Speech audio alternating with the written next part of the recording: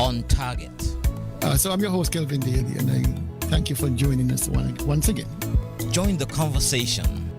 I looked at it on Facebook and I read the speech and I'm trying to find out what is the commitment to renal failure in Nevis, and I'm yet to find it. Be a part of the debate. What he needs to do is to allow the people to do their work in accordance with the relevant legislation, and he must not overreach, because when he makes those suggestions, he is in a sense misleading the population here. Speak your mind. Defend your country. Call in.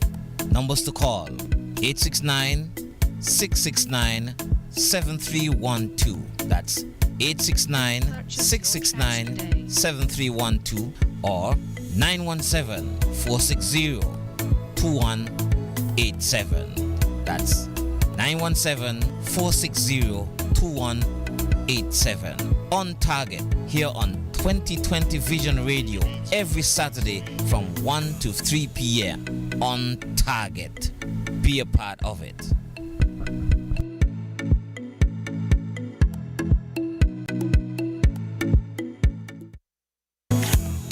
On target. So I'm your host, Kelvin Daly, and I thank you for joining us once again. Join the conversation.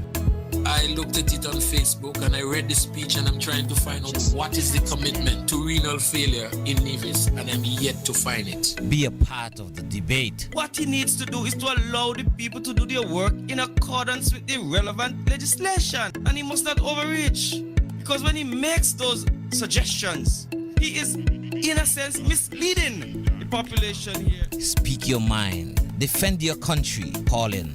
Numbers to call: 869-669-7312. That's 869-669-7312 or 917-460-2187. That's 917-460-2187. On target here on 2020 Vision Radio every Saturday from 1 to 3 p.m. On target. Be a part of it.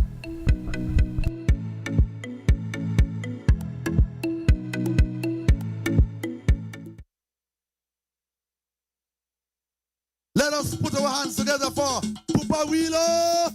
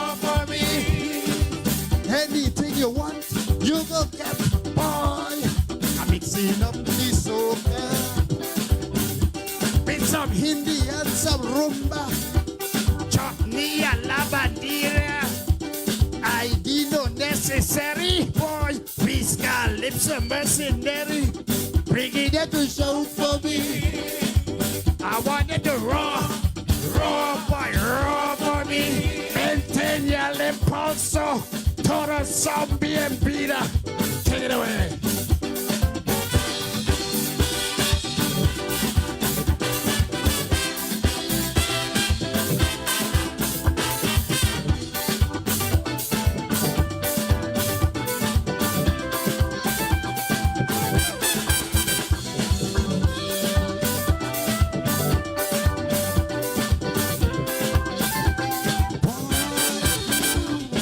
Local fans decreasing.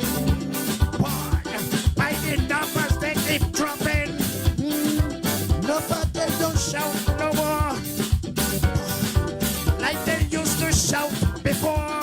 Boy, disgruntled fans, they crumbling about promised songs. Fail on delivering. Boy, start song and can't finish it. It's standard English, singing stupendous nonsense. Why don't you sing a song and dance again? Tell me what happened to me fair share when the money disappear. Ooh yeah, boy.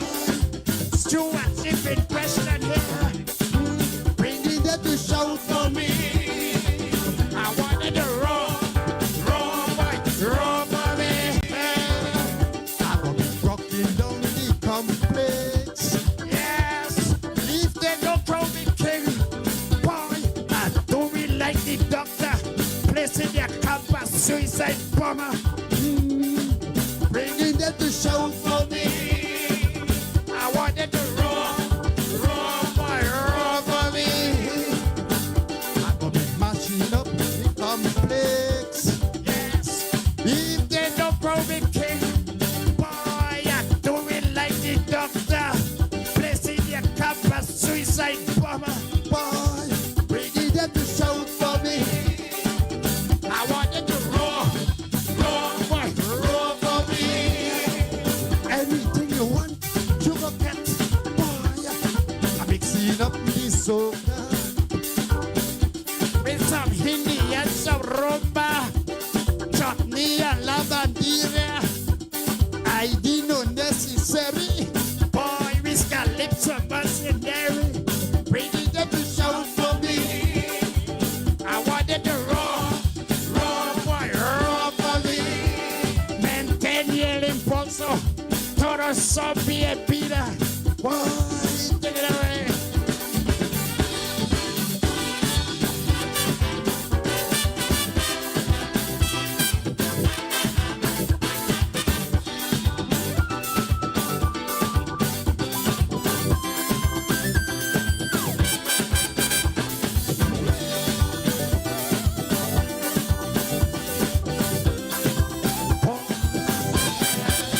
I'm gonna be chartering airlines.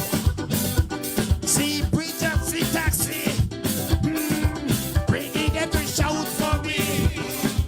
I want them to roar for me. You don't know. You got to spend big money. If you wanna win monarchy, I go got the diaspora. 420 in my corner. Boy, share the life, boy. Press like, subscribe, sharing. All here the diaspora's king. Your king go be knocking on your airport. Knocking down, brocking down Hospital walls. training geothermal. Let the Jewish people sing the song. These Hebrew boys don't understand. Begging them to load for me. I want to roar for me. I'll be rocking down the complex. Yes, If they don't throw me king. Do it like the doctor, president, campus, suicide bomber. bringing them to shout for me. I wanted to roar for me. Anything you want, you go get. Yes, I'm mixing up the soca with some Hindi and some rumba. chutney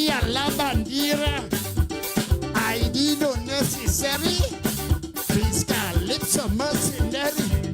Boy, bring it to the show for me. I want it raw for me. Pentedele pulso. Todo son bienvenida. Keep the momentum. Everybody is welcome. Thank you.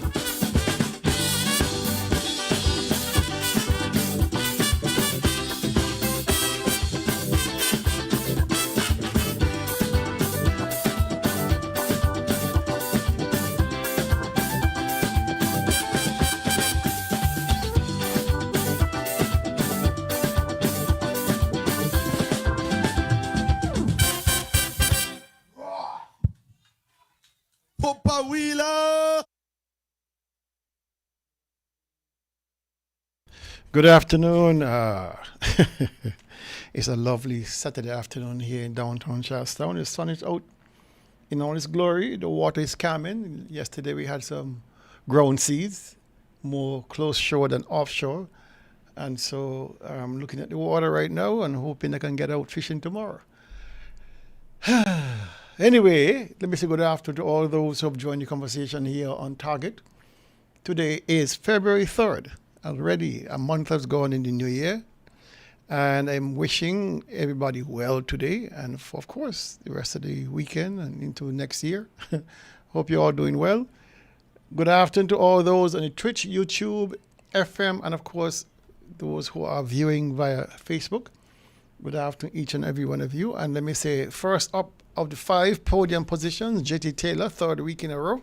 Congratulations, Jetty. He is driving and listening. Dedication, I love it. And then followed very closely behind that is Cecile Hobson. Congratulations, Cecile.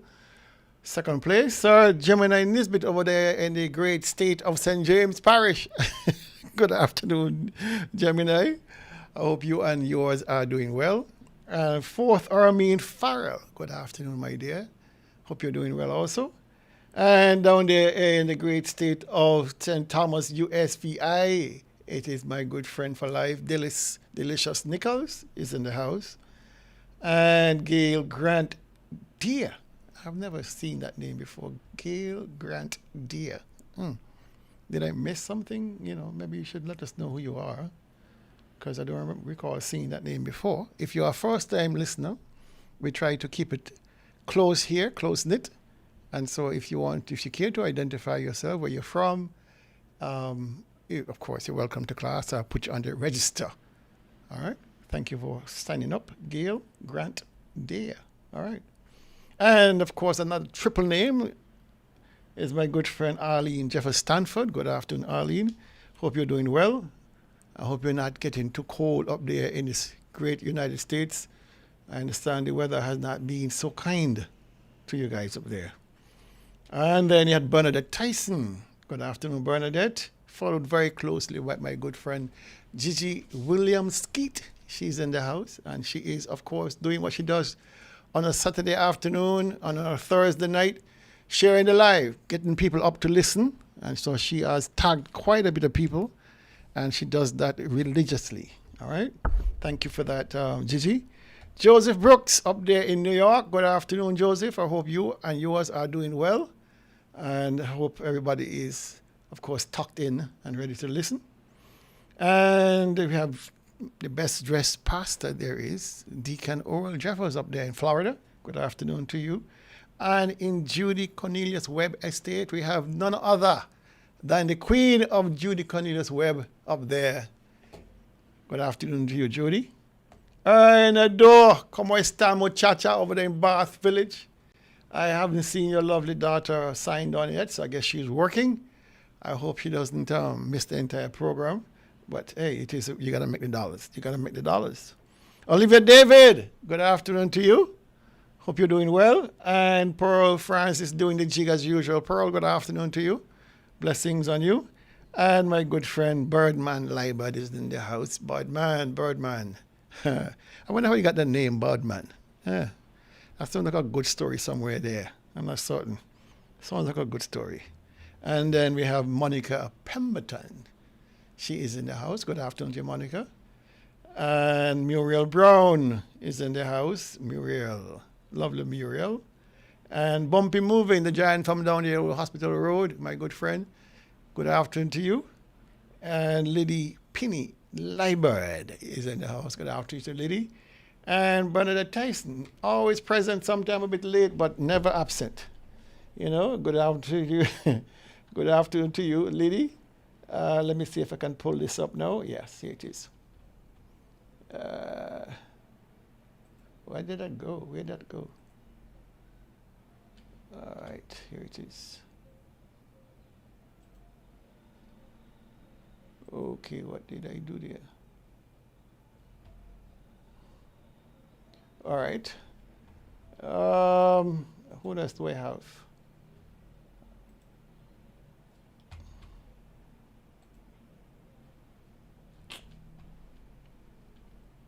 What am I messing with this thing here?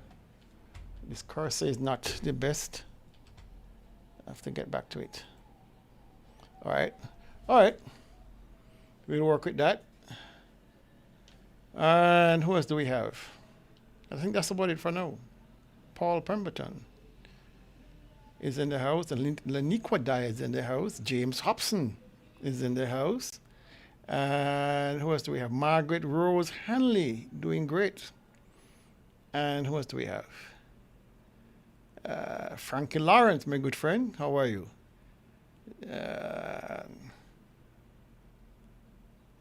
All right. And Morton is here, and so is Diana White. Good afternoon to you. All right. I think that's about it for now. As persons sign on, we will, of course, send greetings as best we could. All right. Let me see here now.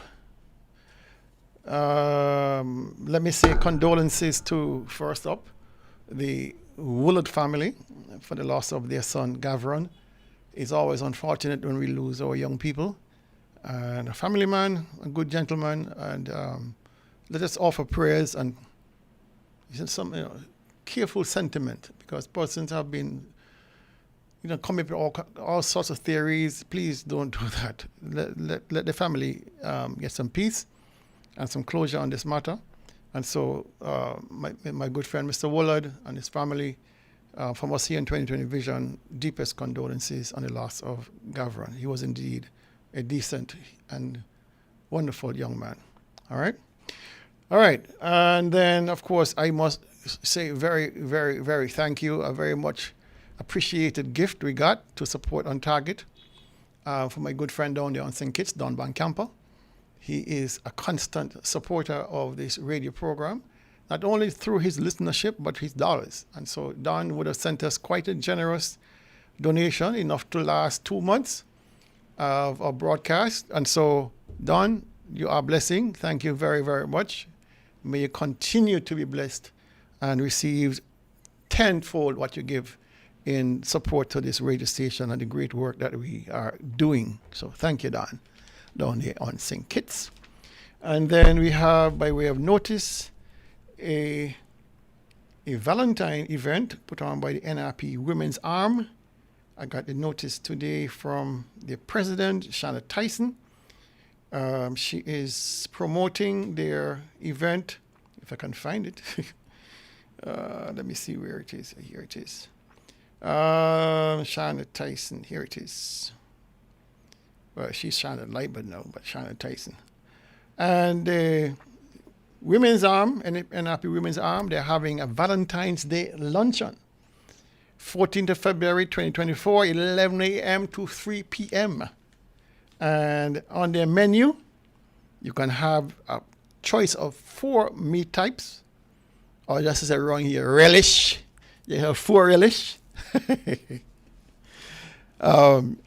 Baked pork, stewed mutton, pot fish, or baked chicken. Those are the meat types, the relish types. And on the sides, you have seasoned rice, rice and peas, macaroni pie, scalloped potatoes, corn pie, steamed vegetables, and a green salad. And by way of drink, it comes with a lunch, sorrel, passion fruit, and fruit punch. All right? And it's at the Red Cross building in Charlestown on Chapel Street, And if you want a baked pork lunch, it's only $30. If you want a stewed mutton lunch, it's only $30. Pot fish, $30, and a baked chicken, $25, sorry. And so make sure you don't bring any lunch on February 14th and support the Nevis Reformation Party Women's Arm in the endeavor to raise funds to support the work of the party. And so please go out and support. If you cannot attend, please, feel free to leave a donation or to have a lunch donated to somebody in need. I'm certain they can find persons who will be glad to get a lunch of this. It looks very sumptuous, big pork and all that stuff. And so if you want to donate a lunch, fine. We will gladly receive that and that gift for the Women's Arm, NRP Women's Arm. And this notice coming out from their president, Shannon Liebert. She said Shannon Tyson Liebert. All right? Okay. Thank you very much, Shannon. All right. Back to regular programming. Let me see if I can restart my thing here. Ooh. All right, here we go. Let me play this disclaimer first before anybody come and sue the station here. The views and opinions expressed on this program are strictly those of the participants and do not represent those of 2020visionradio.com or its advertisers. All right. And let me say good afternoon to Hazel Claxton. She just signed on, and Sydney Stapleton. And Sydney saying happy birthday to Ernie Stapleton. I'm wondering if that is my good friend, Dr. Ernie Stapleton, my friend for life. Brilliant gentleman. If that is his birthday, then of course, happy birthday to him. Jeff Pemberton is in the house. He just signed on. And who else do we have? Okay, I think that's it for now. All right. Share the live, and we get as much persons talking and interacting as possible. All right, here we go.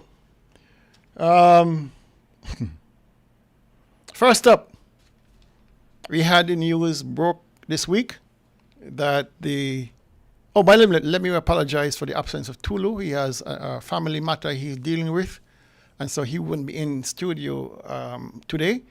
And Hensley, of course, he has his duties as a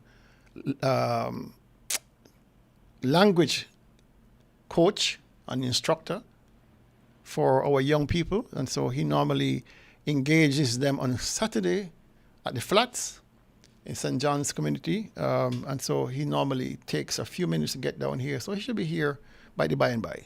All right, let me apologize for the absence so far. Now, NASPA, the Nevis Ear and Support Authority, they would have fired 2 senior members of their staff just this week. Wednesday they got fired. Let me get to this. So 2 senior employees were let go, terminated, kaput, gone, out the door. First, the airport manager, Mr. Darren Sutton, he was let go. 26 years working for NASPA, and he has been working as the airport manager since 2019. So he has quite a number of years under his belt. I'm not privileged. I don't know why he was terminated.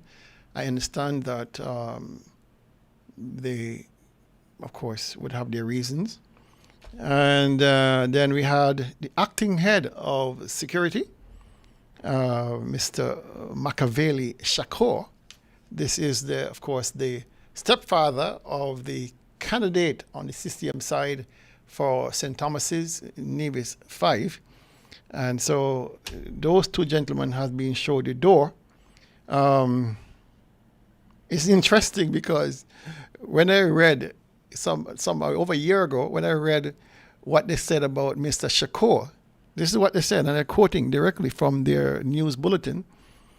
He says, Mr. Shakur has a wealth of experience in both public and private security with a solid understanding of criminal justice principles and procedures. And so they hired him a year ago and they fired him a year later. having convinced or tried to convince the general public that Mr. Shakur was the best thing since sliced bread. And bam, 1 year later, he's out the door on his butt. Now, I understand that Mr. Sutton will be replaced by a board member. I'm not certain how, if there's any conflict there or anything like that. But I understand he's to be replaced by a board member from NASPA, Mr. Brian Dow. I've known Brian for a long, long time. I have a great amount of respect for him. And so I do hope that he will, of course, succeed in his new position. He is, last time I checked, he was the deputy director at the Department of Sports. And he, of course, would have had some training in air traffic control. He's an ACT technician and all that. So, I like Brian. I do hope that he does well and that he'll put himself to the test to make sure that the airport is managed properly. I do thank Mr. Darren Sutton, who I also have great respect for his service and commitment for all these years at the international airport there at Newcastle. All right, so those two gentlemen are passing each other in opposite directions, one coming in and one going out. Now, these things are never very clear on the surface. There's always a murky underpinning somewhere, especially when it comes to this government. And there's a board. NASPA has a board. My good friend and classmate, the late and beloved Joseph Liebert, he was the past chairman. And I'm understanding that Mr. Ernie,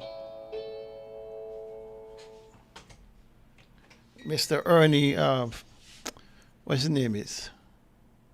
Mackie France is now the new, or at least acting chairman.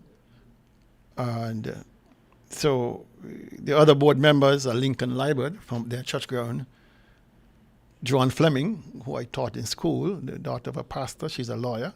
I think she's the board secretary. And I said Brian Dow, he's on board member, and Tesson Dannett from over there in Cherry Gardens.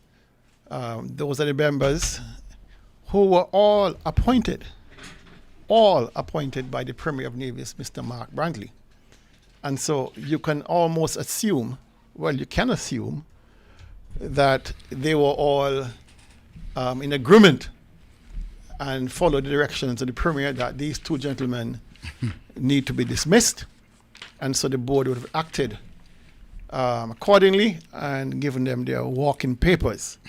Now, you do notice that every time there's a situation arises that causes a little bit of angst, the Premier finds it necessary to travel.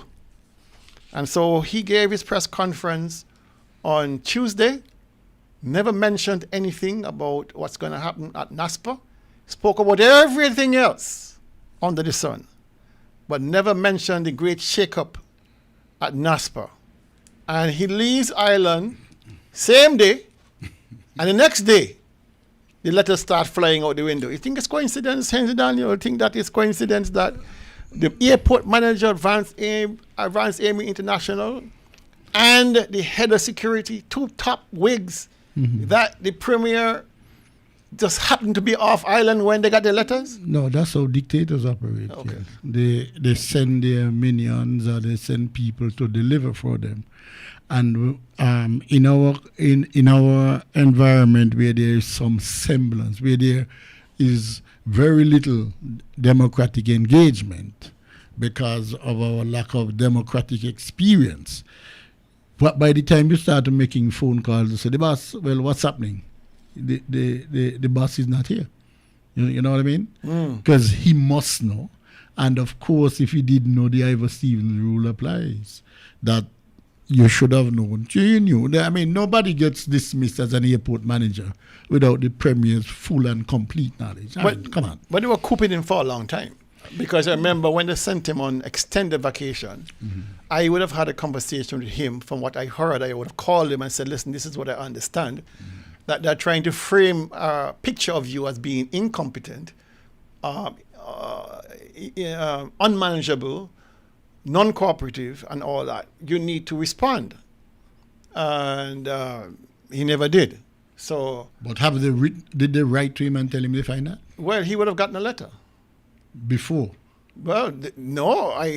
If you mean a warning letter, you mean? Yeah. To say he's to say that all those things you mentioned. I don't know. So, because you see, there's a way you must, Kel, we must treat people like people. A man who has been at the airport in the job for 20 odd years. Yeah, 20. With training, you elevated him to be the manager, but at least you treat him with some measure of respect. You call him in. Well, but you can't say they didn't. Well, I'm saying, okay, let us suppose they did, and you found all of that. I would have thought that the letter would give you the chance to respond, as you are saying there, all what they say. I believe that they were hell-bent on getting rid of him regardless of his performance. They had that position available for somebody. And you're going to be somebody from overseas, right? They were trying to create that avenue for him to be replaced. And so the Premier made it a point not to be here, so he can't be reached for comment.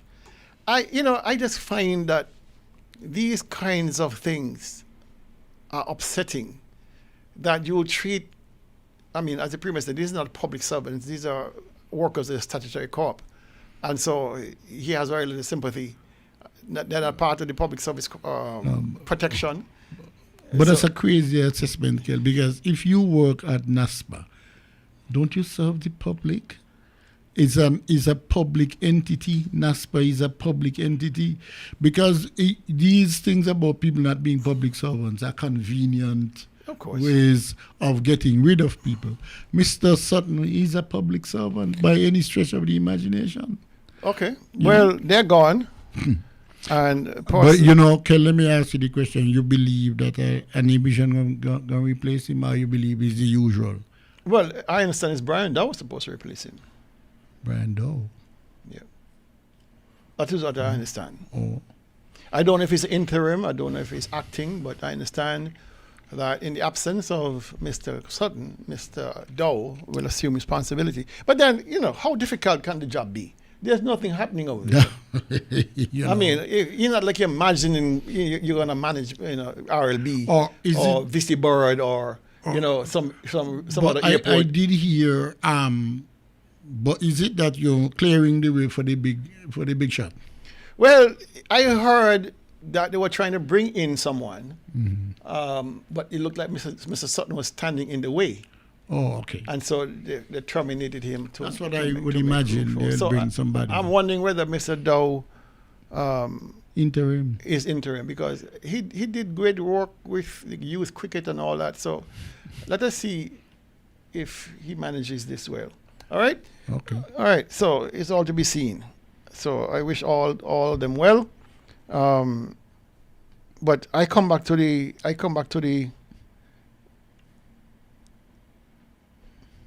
fact that every time there's a fire, the Premier absents himself. Well, what did Carlisle say on Thursday night? He going to get either the double speed underground current or the Salamander Gallop? Well, I understand he went to Grenada to get a suntan, and relaxing down there by the swimming pool and enjoying himself while Rome burns. All right. Now, there's a tape here I want you to listen to. Let me see if I can find it. The Premier's tape. Let me see. 14. All right. Now, I want you to listen to this. Because I've even heard some people complain in Nevis that the Prime Minister announced 8% salary increase in St. Kitts, and we are only giving 5 in Nevis. Well, the truth is we're not only giving 5, because from 2013 when the CCM administration got into office, until now, 2024, time frame of some 10 years or thereabouts, we have had a 10% salary increase, and now we've had a 15% salary increase for a total of 25% salary increase in 9 years. That is what public servants in Nevis have received. And I hasten to add, because sometimes we get accused, those of us in cabinet, that those of us in cabinet have not had any increase in our salary during that time.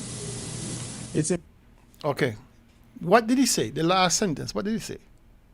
Those of us in cabinet have not gotten an increase? Those of us in cabinet have not gotten an increase over that time. But that's not true. Is that All true? right. So I want to show you guys a graph. Take a look at your screen. This is the salary profile of the Premier and his ministers since 2014. Since 2014. For those of us on the FM dial or who can't see the graph, I will give you a summary of the pay increases that the ministers have gotten since 2014. All right? So in 2014, the Premier got a salary of $138,480 per year. $138,480.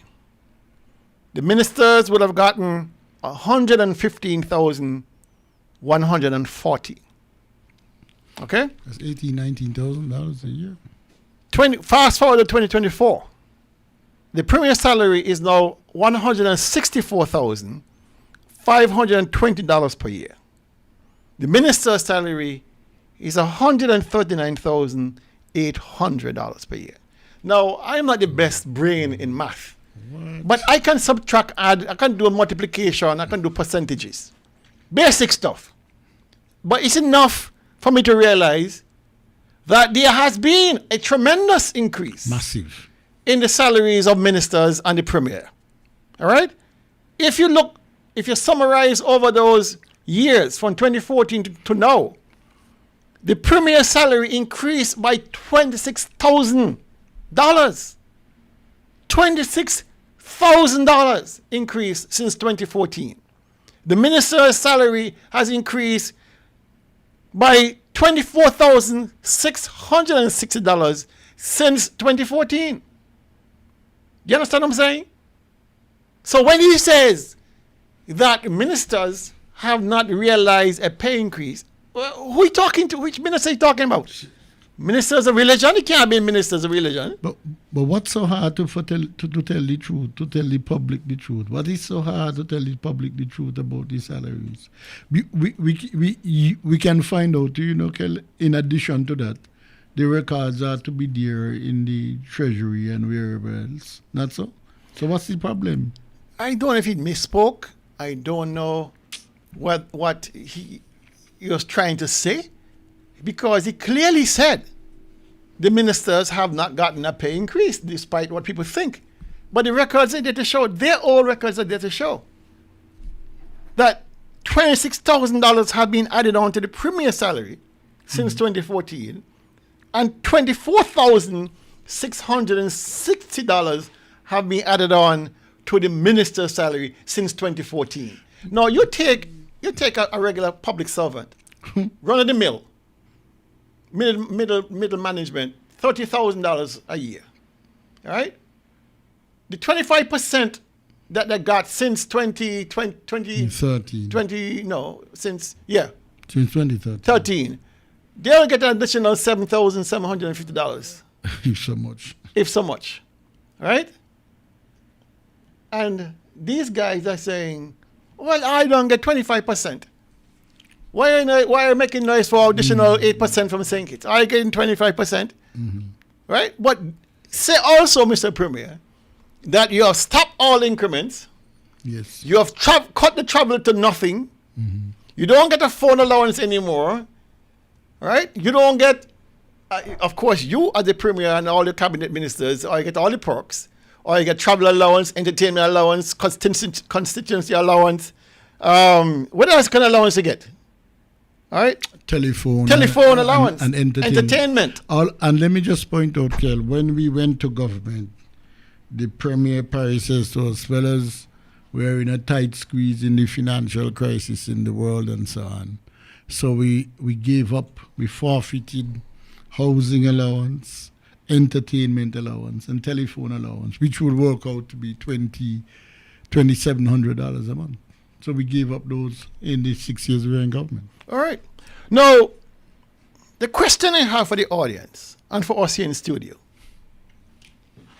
can any of the present CCM ministers, can any of them justify their salaries based on their performance? No. And this is not a rhetorical question, my friends.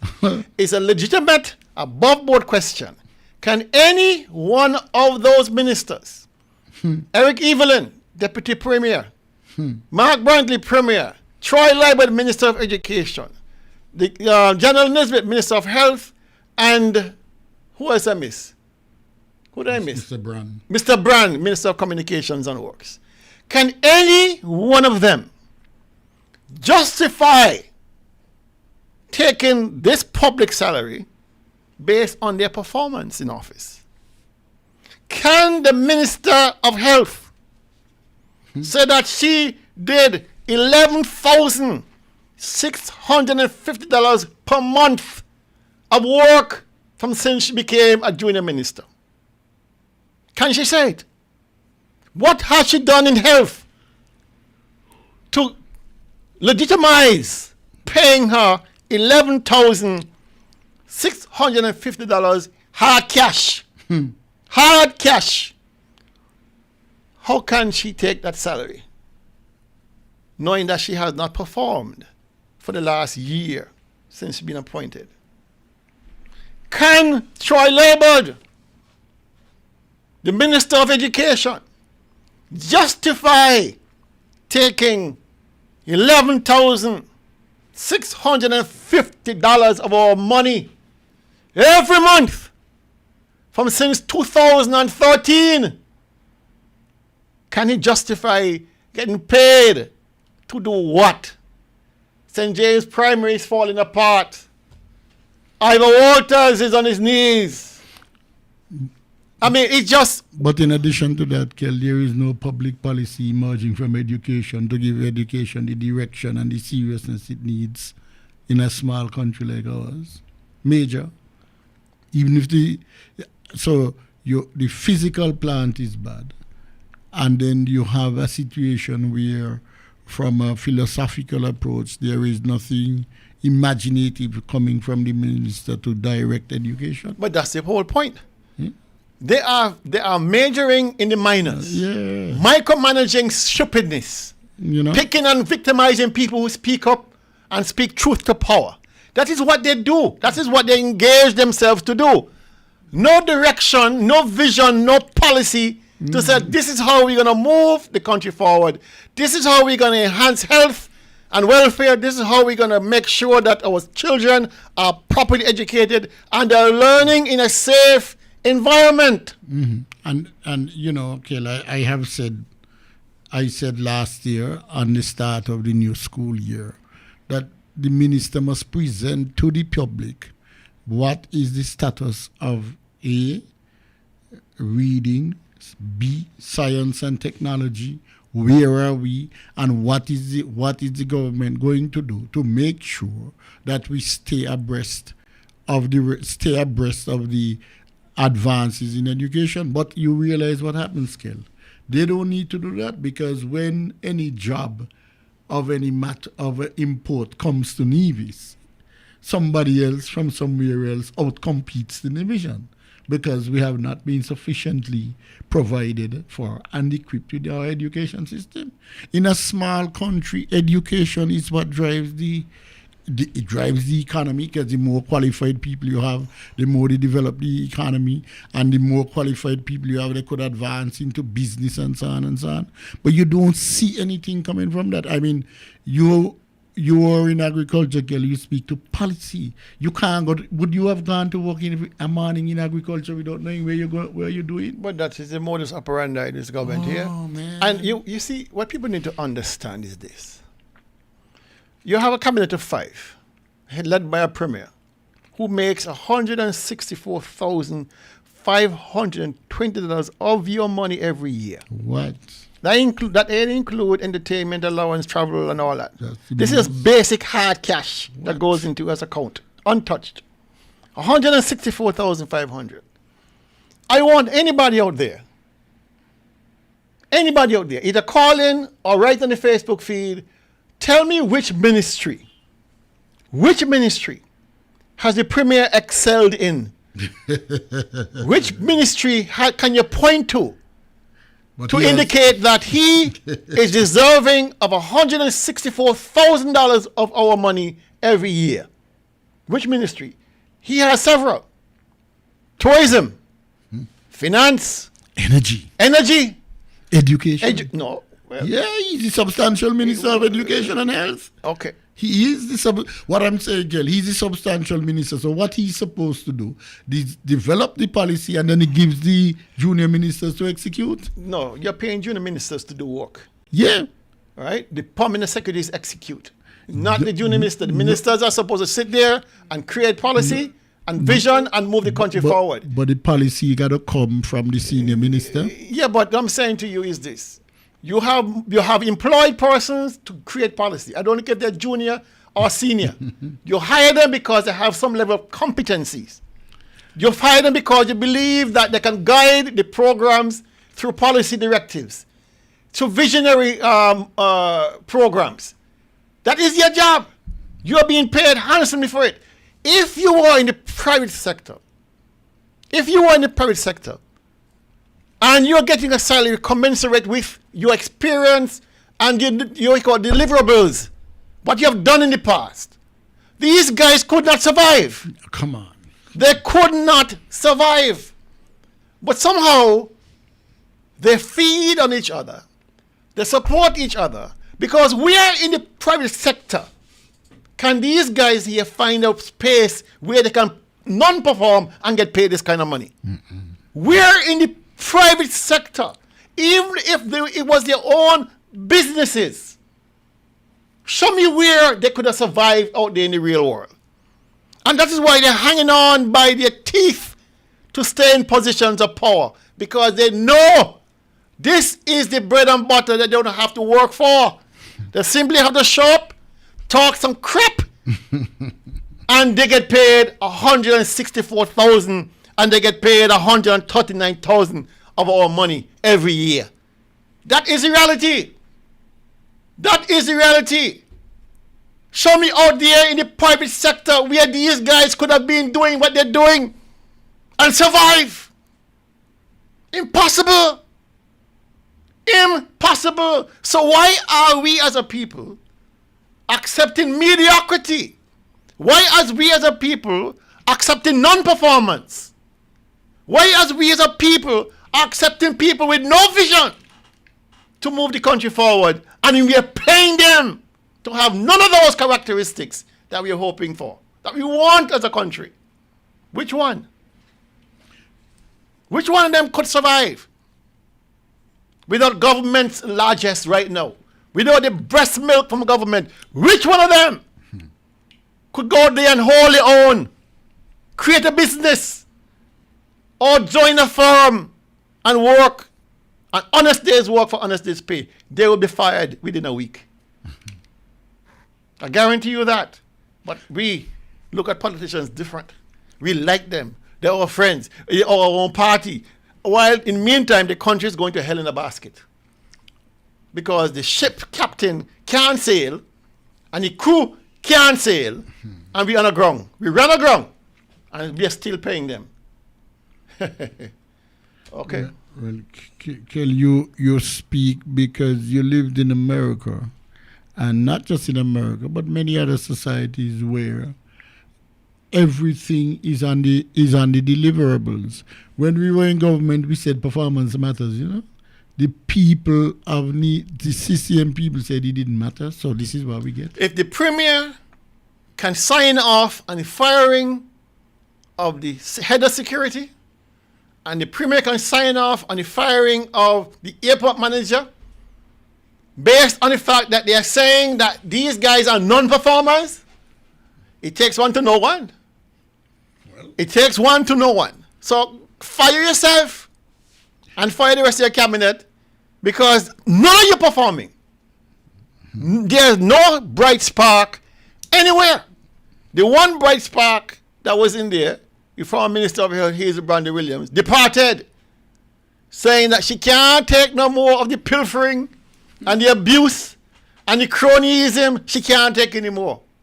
So the only honest one, the only one of substance that could move things forward, who really tried and got things done in health and women's affairs and all that, she walked out. She walked out because people were not listening to her. Walked out. So this is where we at. Huh?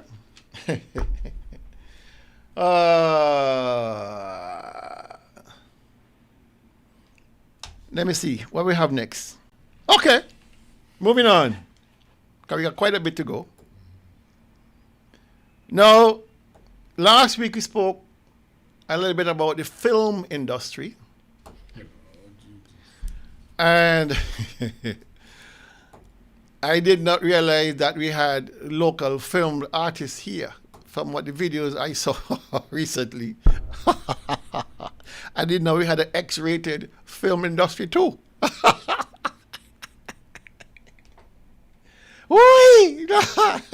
I couldn't help myself in that one day. Forgive me. I don't normally go down those tracks, but it was too cute. We have an XX film industry here,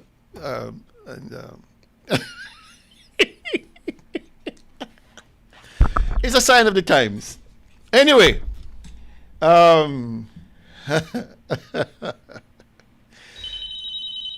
we got a call coming in already. Let's take this call. Good afternoon, on target. Good afternoon. A couple of things noticeable. It is very plain to see what you were talking about here in terms of moving the country forward and development. A couple of examples. Let's take, for example, the amount of rent government have to be, taxpayers I should say, have to be paying for the use of government offices, and they are countless. There's a building up on the hill overlooking the Bath Cemetery. Isn't that building belong to government? I'm asking, I'm not sure, but I think it belongs to government. Yeah, and then you have the Sistan. You have the Caribbean Cove. Then you have the developer who came to develop the island to create jobs for the people in the windward side area, especially with the closure of the milk plantation. That would have been coming quite handy for the people on the side of the island, along with the taxi drivers and so on. So there are a number of examples that we can look at to really see the non-performance of this government. Thank you very much. All right, cool. Thank you. You see, that caller raised the question, Kel, about rent. You know, the Antigua government, a few months back, some people raised the question and they said, look, they're paying $4 million up to rent about 40-something properties. Do we know how many properties we rent in Nevis, and do we know the cost of the rent? On the basis of the Freedom of Information Act and all this Integrity in Public Life Act, should we not know how much money we pay for renting properties in Nevis? People must understand this. These are serious times. It's serious money. Yeah, but understand this. If the government was interested in having a administrative complex built, whether jointly with the statutory corps like Nevlec, Solid Waste, and NASPA and housing, right? You share the mortgage. All those places where the government no paying rent, of course, you consolidate that money to a mortgage. Yes. The Premier likes to speak about consolidation of debt. He bragged that he was able to consolidate 164 million at National Bank at 3.5% interest. Well, I'll tell you something. When consolidate a mortgage using all the rent you're paying, but you would not never do it. You know why? Because 99.9% of those persons who are collecting the rent from the Treasury are big supporters of the government. Big supporters of the government. And the government will never withdraw that level of support. What? Because these are the same people that when push comes to shove, and the party needs money for campaign, they're going to go to them and say, listen, we are renting from you. We have put X amount in your bank accounts since God knows when. We need something back from you. But so it is a quid pro quo. You scratch my back, I scratch your back. And to hell with the people and the Treasury. But can understand this is a deliberate strategy to extract money from the Treasury. But Kel, I'm sure you in government would be saying, these private people can't just depend on the government alone to rent their properties. Why not develop the economy to the point? You're talking. Don't. That's where it should go. But why would they? Okay, Kel, why is it that the government has to be the sole provider, the sole renter? Because we are the competitors. These people are sucking on the breast. That is why they will never switch their support, even though they recognize the country is going to hell in a basket. They're getting a little piece of paradise. So it's party over country. It has always been party over country. It's always been personal over country. Yeah. All right? And so when you hear people defending and going around bringing people to the polls, they are working to maintain the status quo. They're working to maintain themselves in positions of privilege. And we must understand, those of us on the outside looking in, must understand where we are. We are where we are because the government has decided that a percentage of our money, must come back to them through this rental program by owners of buildings who the government rent from. It is a simple process of extracting money from the Treasury. Age-old process. And so when you have the Housing and Development Corporation, a unit within the government that builds homes, builds buildings, paying rent, it tells you how far we have fallen. It tells you how far we have fallen. There was nothing wrong with the building they were in up there at Bath Hill. There was nothing wrong with the building. NRP was in there from 2006 to 2013. Malcolm Geshard was in there before then. There was nothing wrong with the building. But they were not paying rent. Somebody needed to get rent. And so they moved out and went to Penny's and they got rent. All right? NNC was in the Bath Hotel on the Joseph Parry.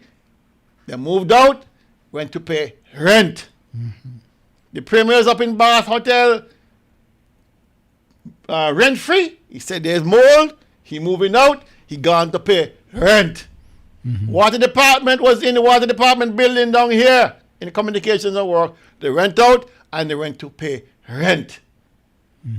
All right? Sports department went to pay rent. Everybody paying rent. And so if you were to consolidate all that rent, yes, the government can well afford a mortgage. But if it did that, it means that all those supporters with rental spaces would be vacant.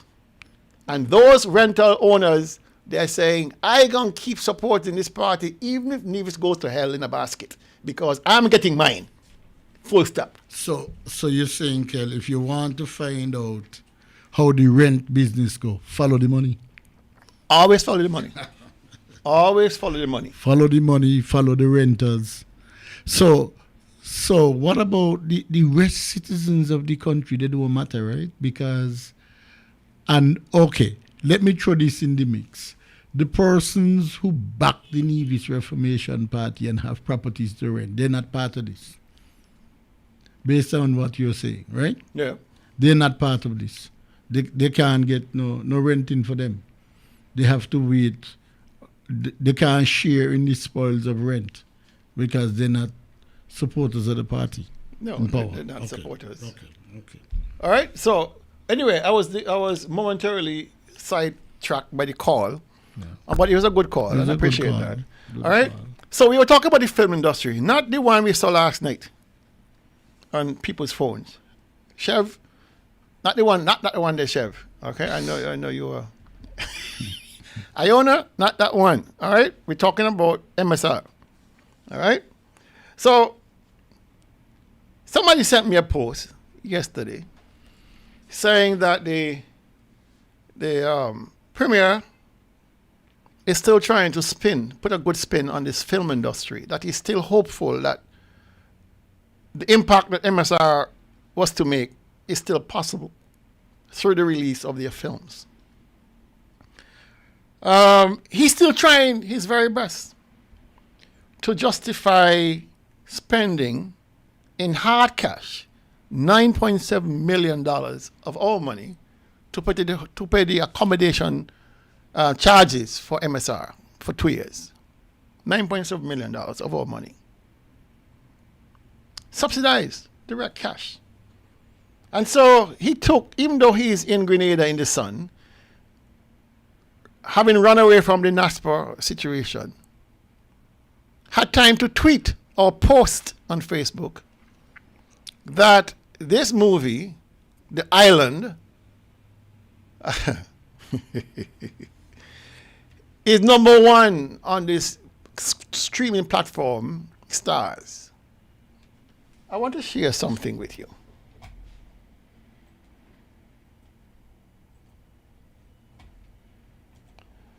This is what the premier put out on his Facebook post yesterday. That Star's top 10 movies, and number one was this film that was done on Nevis called The Island. Now, truth be told, I watched it from beginning to end.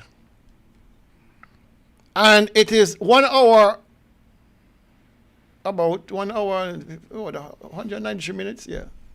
2 hours. On change. Of my time. No, 3 hours. I can't get back.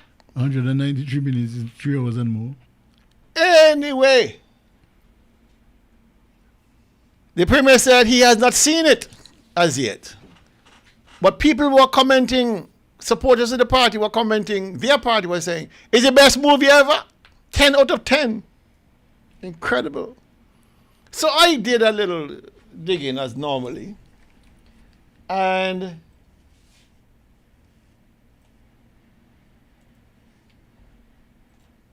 went to look at where the premier said this rating happened. I don't know if you can read the screen, but what the premier is saying is that Stars, this Stars platform has rated The Island as number one. But look at the number of views and likes on that. Just over 1,700. Look at the one next to it. What do you see? 75,000. So he had votes for the best film, 1,400, and votes for the fourth in line, The King of Staten Island, 75,000 and change. So it tells you that this is not a ranking based on popularity. This is a ranking based on the fact that this is the newest release coming out on this platform, Stars. and therefore they put it at number one until something else comes along. That's how it's done. So it's not based on popularity, because if it was based on popularity, look at the figures. Number 4 has more likes than the one who is number 1. You understand? Mm-hmm. Stupidness. I want to read to you something that the people who rate films said about this thing here. I want to read it to you. Okay, here it is.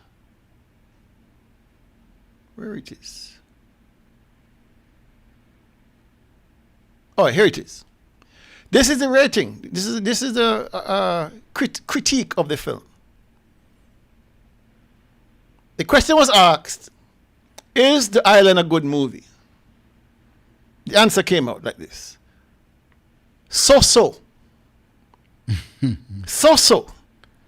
A sci-fi that will effortlessly chew up 2.5 hours of your life. If you feel like dropping your guard, The Island was not a particularly good movie.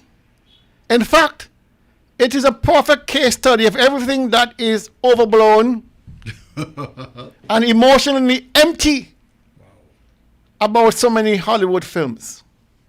And so while he's chafing at the bits to say that The Island was ranked number 1, real critics of movies are saying, not so fast. You're wasting your time viewing this. And anybody with any sense of purpose, quality will realize that this film was trash. And the gentleman is one of my favorite actors, actually. I like action films. This was not his best outing. I don't even know why he took the role in this film. It was just painful to watch. The stunts were poorly staged. Everything was just poor. I mean, he was just stupid. It's a stupid movie. Put it that way, stupid movie. You know, and it's for who, Nevis?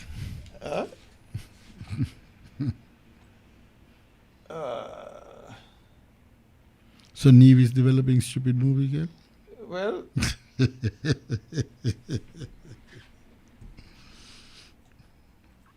it is a stupid movie. Let me see if I can get back on screen here. Okay. All right. So in my opinion, let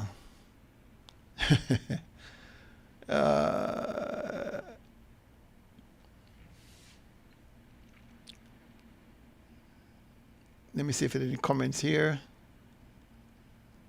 Bert BJ Jones says MSR Media made out real great. They came in with nothing and they got their lodging of $150,000 US a month, paid at the best resort on the island, 4 seasons, and went on to purchase the OTI on Syncits. You can't argue with the man. He hoodwinked the premiere, hook, line, and sinker. I mean, I went fishing the other day and you get something. I mean, I hate when them fish swallow my hook so far down their throats I have to cut it off. This hook that Brantley got in his throat is down in the belly. You're gonna have to have some kind of surgery to get out the hook there. I keep asking myself, what is it in among black politicians in the Caribbean that somehow or the other so-called developers and not so good developers are able to come to these islands and are able to what do you call the card game? Pick the pack and shuffle. Like what's his name? Unexpected talk about. How is it? What is it what is the message that we send? Is it that we are that black leaders and black people who should know better are on the take? And is it that we are so much on the take that developers, whether they are genuine or not, are able to see through to them and go on with the thing? Is it that whatever it is, we send the message that, man, don't worry with him, we can get him? So whether you come broke as the 10 Commandments, broke with no money, you are still able to make off with a set of things in these small islands where we always look to foreigners as the saviors of Nevis and St. Kitts and wherever else. That is why they would say, when we were in government, they said some people said they're not funding anything under NRP because the premier talk black. But he was supposed to talk white or talk blue or what have you.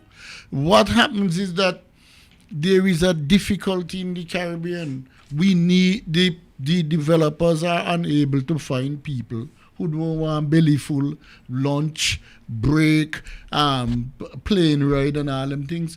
Somehow or the other we are sending the wrong message, and our young people are looking on. And what the young people are working out, Kelly, you notice a kind of people emerging in politics now. They have nothing to do with developing country, It's all about self and seeing how, okay, you are at the table, so I want to come to be at the table so I could make a bigger concession. And the history of where developers have played one against the other is a very serious matter.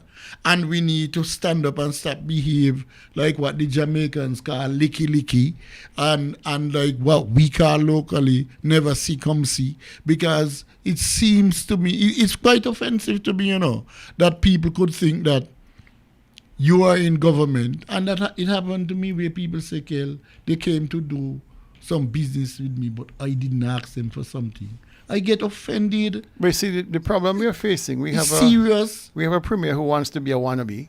Oh, come on. And he wants to rub shoulders with the stars, and therefore he likes to drop names of stars who come to Nevis who we have met as if they're paying the bills. We are the one paying the bills. Exactly. We are the one have to find that money every month through our garbage taxes or property taxes or our land tax, everything else we are paying. And this guy just takes it and wheels it around in wheelbarrows to these fake developers, fake entrepreneurs. And we end up in nothing. In addition to that, Kel, look in St. Kitts. You see a set of projects under the CBI. The CBI is the local people money, and a lot of people came, said they're going to develop this and develop that, and got assistance from the government. Government ends up helping them out. You don't see that level of commitment to local people where if you fall in a business, crap or smoke your pipe. And I am saying there is something that we have to get real. Premier Parry and I worked in the government, and they kept saying that we talk black. And by talking black, it meant that we were warding off people who think that black people are for sale. And this approach where people come from the north, come down to the islands, and just, Kelly, you don't see them, they enjoy the life better than you. Because it's a post-colonial effect. But we had enough time to deal done with that now. Some people have. Oh, come on. Some people have. A lot of persons are still in that era. The colonial mode. But everything white is great and everything black is bad. And everything foreign. And everything foreign is good and everything local is bad. And so when we start talking about eat local, we have lost the fight already, Exactly. The minute you have to remind local people to eat local, you have lost that fight. We have lost so much of our identity. Exactly. Through the intrusion of all these foreign investors and everything else. When are we, as a people, going to get together and say, listen, enough is enough. We're going to get together and we're going to invest in clubs. We're going to have the kind of investment portfolios that going to help ourselves. The government must be facilitating. Development Bank was created to facilitate development. Yes. Our money is going in there. Yes. So you as a Nevisian or Kittitian can go and borrow to build your businesses. How many of us are doing that? Kel, let me ask you this question. Change your name for one moment and put black you and say that you name Kelvin Martinez and you're black, do you get the same kind of concessions? You're not going to have no door to go through. Huh? They won't even open the door for you. You lack out. And there is a sense in our country that the local people feel that they don't get equal access to the resources of the country. And when every minute you look, you see somebody they get a sign off, somebody come, they're going to bring this. Everybody talking that they're going to bring employment, revenue generation. I mean, we have in Nevis, we have not seen anything near that. And every time, it seems to me as if the non-white developers look at black people and say, boy, I don't worry with them there. They come out of slavery and they're well glad to be in government. So you know what we're going to do? We're going to drop a few little things around them. Mind you, they don't cost anything, you know. Little crumbs. Yeah, and we interpret crumbs to be main course. And so we are being fed that. And while we are representing populations that are struggling to meet basic needs, because you and I know that every week, every day, people who we relate to tell us, boy, things are rough, things rough. And when you are telling us that things rough and you look in the government and you see non-black people coming, people who don't went jail, we have a Saturday. Oh my goodness. But what's wrong with us? You could take any black man who went to prison anyway, can go England and America, go talk about he gonna get money under private from government. Where? We like it so here. Oh, come on. The more crooked, the more we love them. Anyway, we got the premier said he has not seen the movie. He hoped to soon. The film was released over nearly a year ago, and he ain't seen it yet. I don't see it once, just because I wanted to see what nonsense I'm watching. And I watch it, believe me, I watch it with an open mind, and it is time I cannot get back. I wish I could get it back, for Christ's sake. I wish I'd gone fishing instead. I could at least catch a little dinner fish. Anyhow, catch the doctor fish. a little, you know. And a wenchman. A little wrenchman. Even a wenchman. And even if they cock up. I put a big stone on them. Exactly. Straighten them out. We're moving on. Integrity in public life. There is a raging debate of sorts as to whether the Integrity in Public Life Commission on Nevis is legally constituted. Because it says clearly in the regulations of the IPC that the commission shall consist of 3 members. One appointed by the Deputy Governor General, who is the chairman, President Chairman Mr. Keynes. One appointed by the Premier, who is Mr. Sidney Newton. And one that was supposed to be appointed by the leader of the opposition. But since we have a situation there, and there is no clear leader of the opposition, the Premier and his legal advisor decided to go and table an amendment or amendments in Parliament some time ago to have or give that choice of the 3rd member to the Premier. There was some pushback and kickback, and so the amendment was tweaked to reflect that the persons opposite, the 2 members in the opposition right now, Dr. Janice Daniel Hodge and Cleon Stepperton Simmons, they can put forward names, and of course names that will be mutually agreeable, and one name will emerge from that. They will allow the Deputy Governor General, who would then make that permanent, or at least agree. In the absence of that, if the absence of those 2 members opposite being unable to come to a conclusion, then that choice now goes to the Premier. Okay? So, make sure we get our act in good order to prevent that from happening. But here is the situation. Here's the situation. You recall during the debate of that bill, of that amendment, the Nevis, the Integrity Public Life Ordinance, Nevis, 2023. Recall during the debate, the Premier was arguing that it's because of the impasse between the opposition members that he is forced in order to get things done in the commission, Integrity Commission, that he is forced to go this route, the choice he made. He's forced to take on the responsibility of naming the third, since there's impasse among the opposition members. He said that in order to expedite the work of the commission, for them to be able to exercise their mandate, to make sure that government ministers and workers in public service, workers in the public service, are held to a standard. Things are done accountable, things are transparent. These were his words. And therefore, he's pushing hard for the third member to be seated because, of course, he's magnanimous and wants to make sure the commission does its work. All right? That was his argument. But look, my good friends, look at his actions, not his words. Look at his actions. Does his actions signify a man that is interested in making sure the commission does its work properly? Does it seem like his actions are saying that I want to be transparent and accountable? Does his actions speak to the fact that he is indeed a man of democracy and integrity? No. His actions are telling us that those amendments he tried to push through and succeeded in great measure to get through was all about trying to create a protective layer around his cabinet and himself to insulate them from greater scrutiny. That is what his actions were really about. Not in the interest of democracy, not in the interest of transparency and accountability, but in insularity, to keep the spectacle and the microscope of investigation off of them.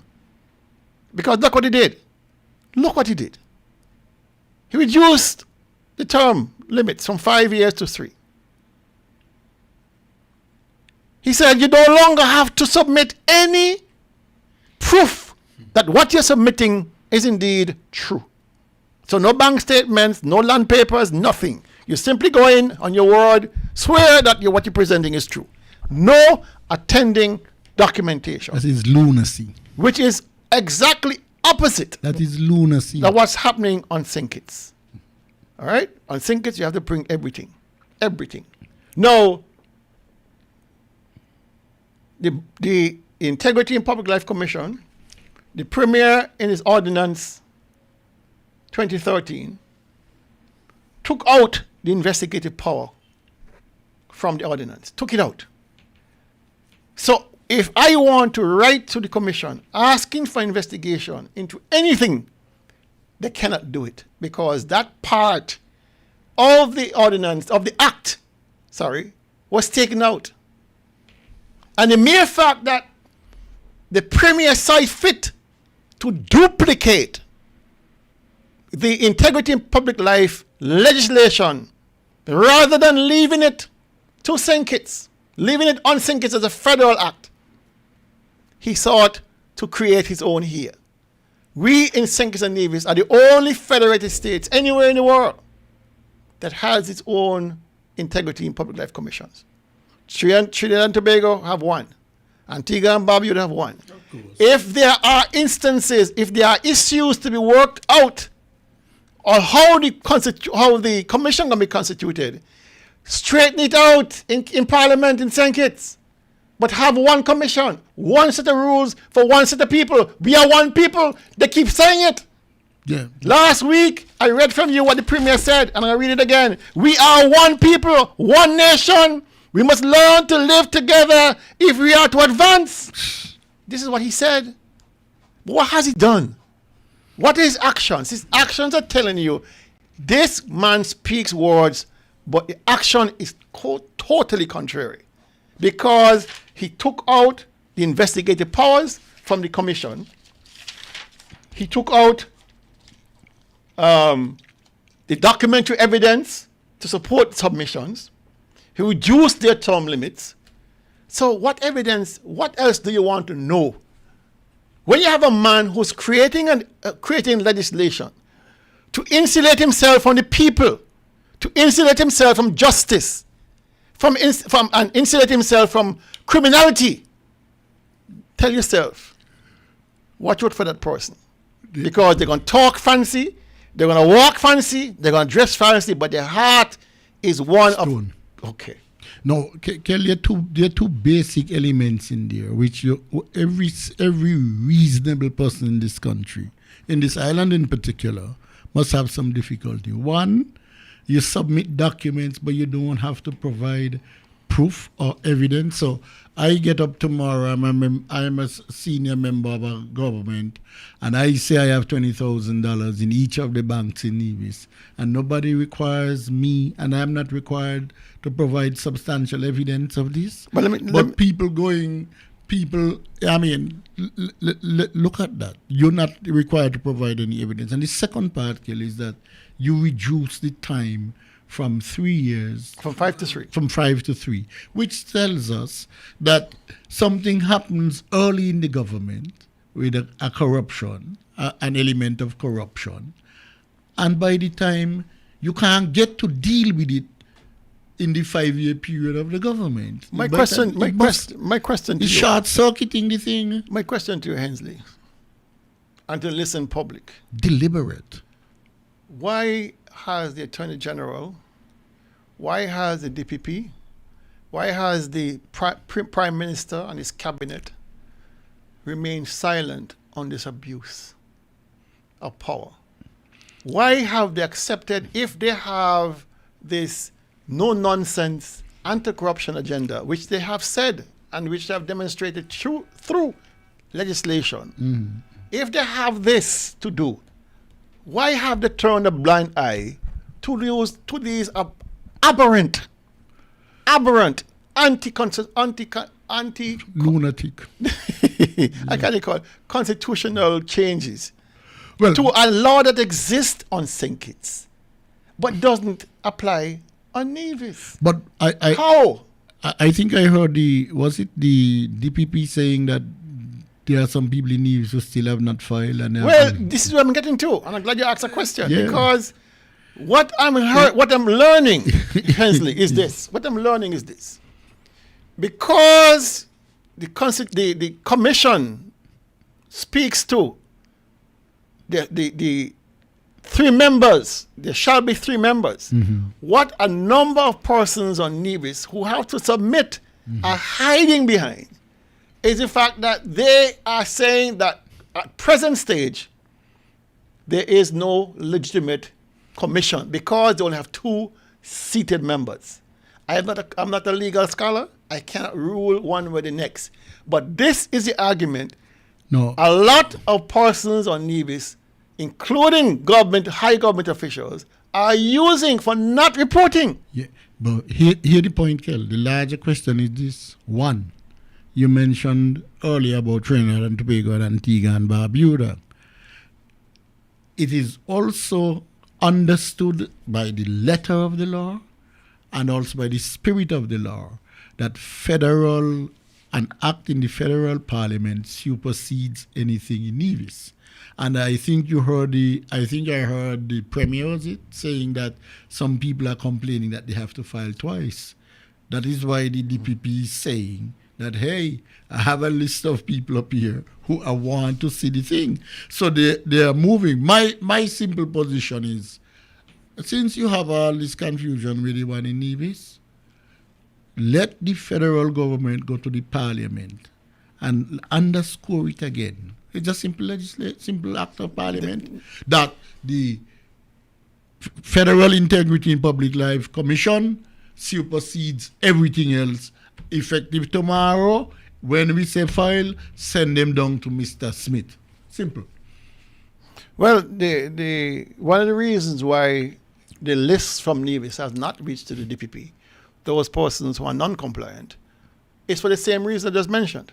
People are saying, I don't have to comply until the commission is properly constituted. And so, without a ruling from the AG or the DPP or anybody else, those persons will continue to be uncooperative and not submit. Okay, I served in the government. Mr. Perry came to cabinet and said, look, fellas, let us do this thing. Let us take this position seriously.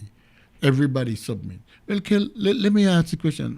What's the problem with filing?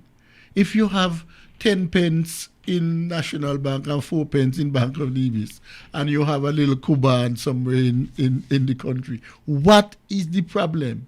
You didn't steal them, did you? Or did you get them by not so decent means? What if you have nothing to hide? Operate as if you have nothing to hide. And really, I think this citizen scale must be troubled by the fact that senior public servants who are required by law to file are not filing. And it raises the question, well, is there something in the calaboose that we don't want to see? Well, that is what an ordinary bystander would be saying. You have to file. We took the preemptive decision, we file, because we have nothing to hide.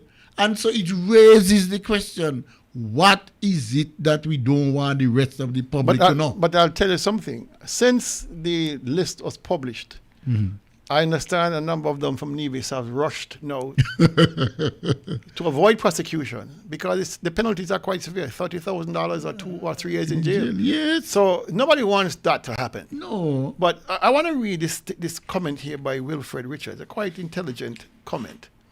And he says, anyhow, Dr. Daly, notwithstanding the Nevis Ordinance, the prevailing interpretation and action is where the local law is at variance with the federal statute. Okay. The federal law shall take precedence over the local law. So the interpretation is the ordinance does not worth the paper it is written on. Exactly. The DPP knows that. So all should be aware, and so all should be aware. All right? So you're right, Wilfred, because those persons in Nevis who are trying to hide under this fact that there are only 2 members seated, listen, people, do not put your income at risk. Do not risk going to prison for stupidness. If you're required to file. And done with it. Exactly. Because once the DPP got a hold of your name, it might be too late. Might be too late. I'm just saying that. All right? But I'm sure the persons whose names were published, they're not happy that that was done. Because it raises questions in the community about them. It can raise questions. Why is it that you are not filing? You're causing people to, have second thoughts. If the Premier had a problem, and he appears to have a problem with the double filing, and I do have a problem with it too, actually, then bring it up in Parliament as a leader of the opposition. Yeah. Bring the amendment to the Parliament. But that's what I'm saying. As leader of the opposition. But he is not doing any of that. He said he has changed his position. When persons asked him at the last press conference, why are you so much in bed with the present government and St. Kitts? Why are you not being aggressive leader of the opposition? The question was sent in by my good friend Andrew Huey. And he took pains to try to insult Huey. And I did not like it. Right? Because he's saying, notwithstanding he is the leader of the opposition, he believes in dialogue rather than confrontation. He believes in negotiations rather than acrimony. Fine. You believe all that. But we are not seeing it. We are not seeing a representation in Parliament to hold the government to account for matters like this. But to say, listen, we are going on this side of the bench to table legislation to change the fact that Nevis, those on Nevis should not have to report twice because it doesn't happen on St. Kitts. It happens on Nevis. Exactly. Nobody in St. Kitts is required to report twice. No. Only on Nevis. So, you know why though? They have to report twice because when they change the law into an ordinance, a number of the positions captured in the federal mandate, federal regulations, they took out. They took them out. Yes. So chairman of corporations were took out. The chairman of a corporation? That is why Mr. Brandy has not filed. That is why he's required to file. Took out. That's why Stedman Trust, he can file as a cabinet secretary. Mm-hmm. But He's not required to file as, of course, the chairman of NEVLEC. But chairman of NEVLEC is captured in the federal.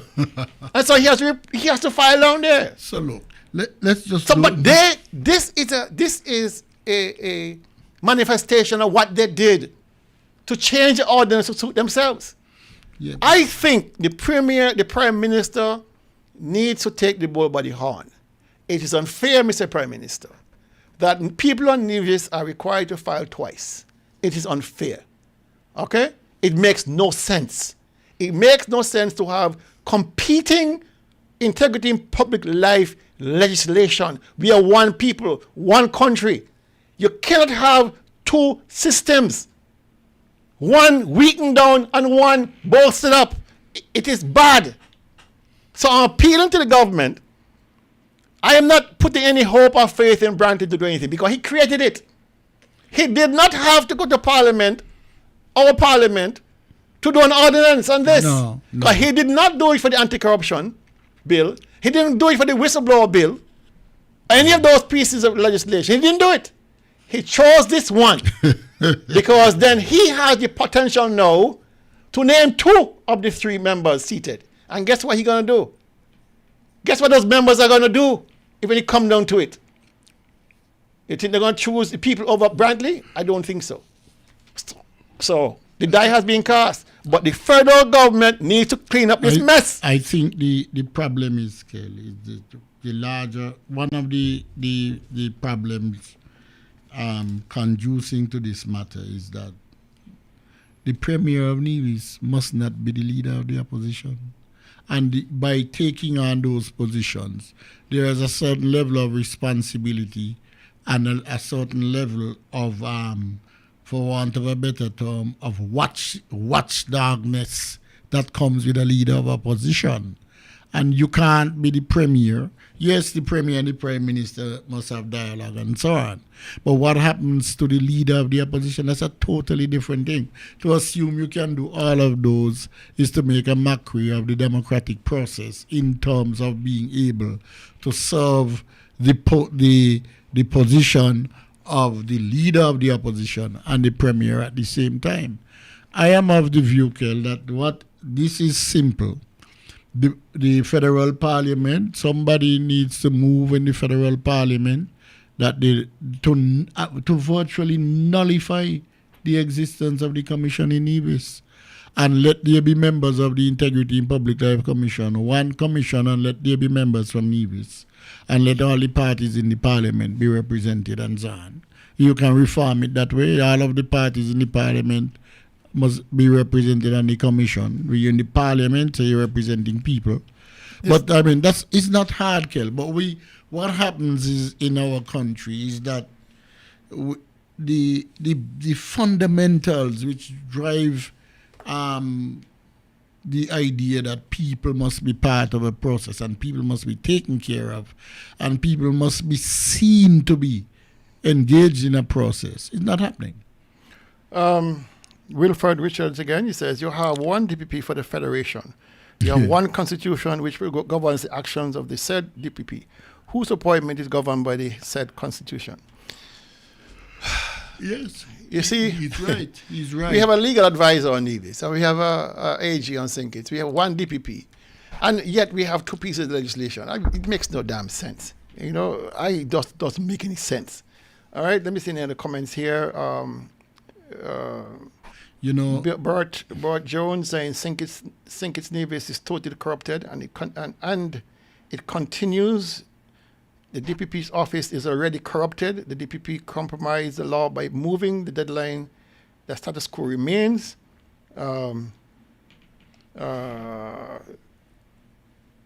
T.J. Williams Keith saying the man thinks he's above the law, and the one should question him. Huey's question made him uncomfortable, hence his response. Yeah, you know, he went after Huey in a very sophisticated way. Bullish way. And, it was upsetting to me that here you have a seasoned journalist, a man who has never profiled himself to be either one way or next. He's just on the line reporter, sent a legitimate question, and the Premier sought to insult him, with this question. Anyway, I'm glad people saw that. I'm not the only one who saw it. What else we have here? Okay. Oh, since you're talking about the press conference, Dr. Daly did last week, Saturday, we listed a number of questions to be asked. Was any journalist brave enough to ask any of those questions? No, he basically, well, we'll get to that. Okay. It's a good thing you asked that. Okay. All right. We're moving on really quickly because we're almost out of time. We're moving to a set of clips from the Premier's press conference. And let me see if I can get them lined up here real quick.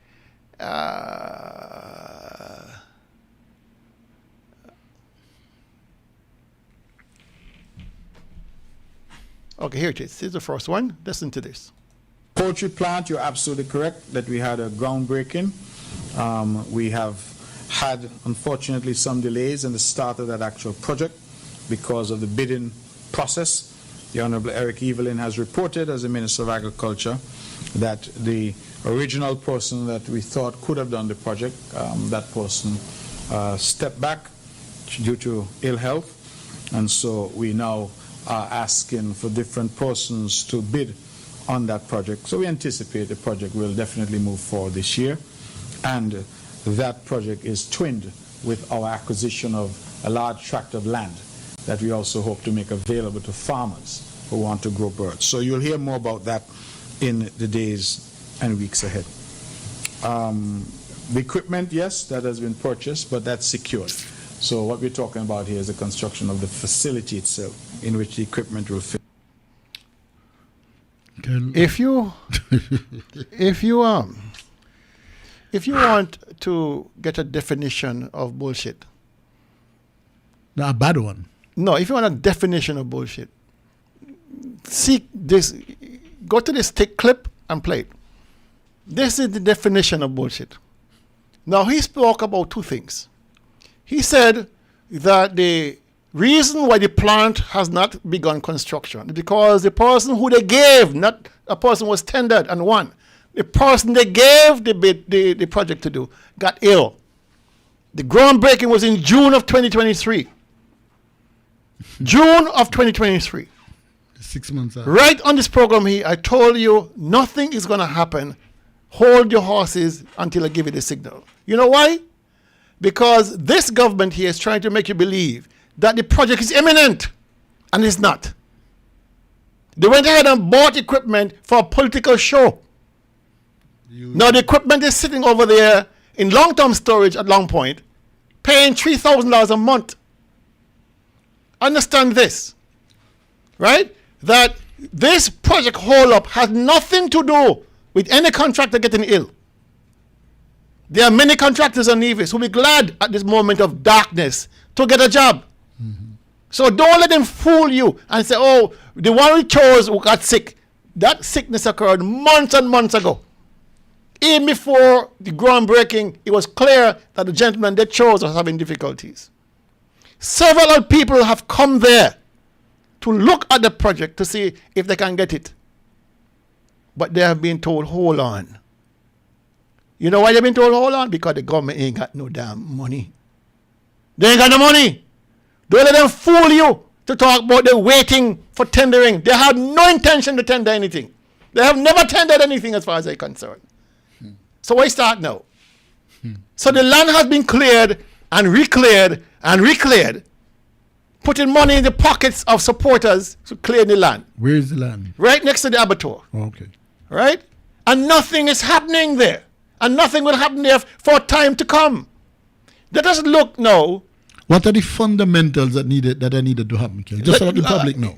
I'm getting there. Okay. He spoke about the land down there at Webb's Estate. Now, if you're not familiar with Webb's Estate, Webb's Estate is an area of land between Hickman's and Indian Castle. It's a wide stretch of land. All of it owned by private people. You heard him say they're in the process of hopefully acquiring those lands for the hopeful construction of those poultry units.